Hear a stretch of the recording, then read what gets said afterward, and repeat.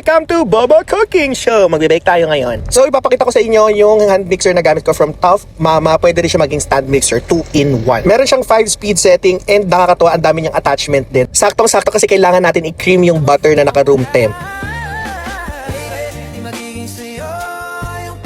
Or basta katulad nung scramble nung Tomboy, okay na yan. Ilalagay kasi natin dyan yung sugar and magandang aerated yung butter kasi para maging natural leavener yan. Leavener. Kasi mas magandang well-distributed yung sugar kasi nag-act rin yun sa magandang crumbs ng cookies. And ilagay nyo isa-isa yung itlog and vanilla extract. Make sure i-crack sa separate bowl para iwas bugok ha. Tapos gagamit akong cake flour and APF or all-purpose flour. Make sure lahat ng ingredients na dry ay sama-sama na. Gusto ko lang makita ko ng difference ng walang baking soda kasi baking soda yung responsible sa pag-expand ng cookies. Wala ako that time. So, deadma. Tapos, ngayon, yung mga nuts, chocolate chips, or anything na ilalagay mo sa cake, sa anything na binibake mo, lagyan mo ng flour, ibabad mo. Kasi pag hindi, magsisettle lahat yan sa ilalim, masusunog. So, pagkalagay ko ng dry ingredients ko yan, hindi ko na in-electric mixer kasi baka ma-overmix naman yan, baka maging tinapay na yung dough natin. Folding method lang po dapat. Pwede rin yung siya lagyan ng iba't ibang chocolates and ako lalagyan ko siya ng Choco Fun na binili ko from Dali. And ayan na itsura niya. Kung makita nyo mas maraming toppings yes kasi ang inspiration natin sa cookies na to is yung mga Levain cookies. Yung walnuts na ginamit ko pala dito is roasted na rin ha, and dapat ganyang katigas yung mixture natin. So maglatag ka lang dyan ng wax paper or baking powder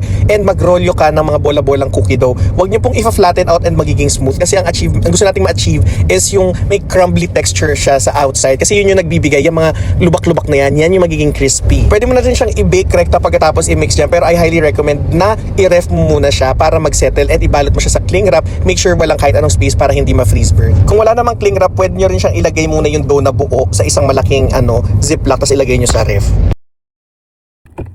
Siyempre, kukunin ko yung cellphone ko. Alam ko sa freezer. So nag-bake na kami niyan and tinry namin yung cookies na walang baking soda. Pinasok namin in batches para hindi dikit-dikit. Kung makita nyo, 'di ba?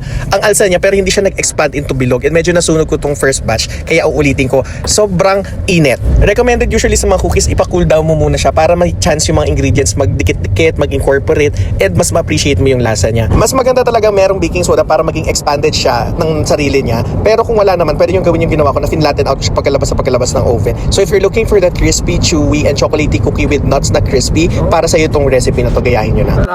Pakagaling mo! Galing mo!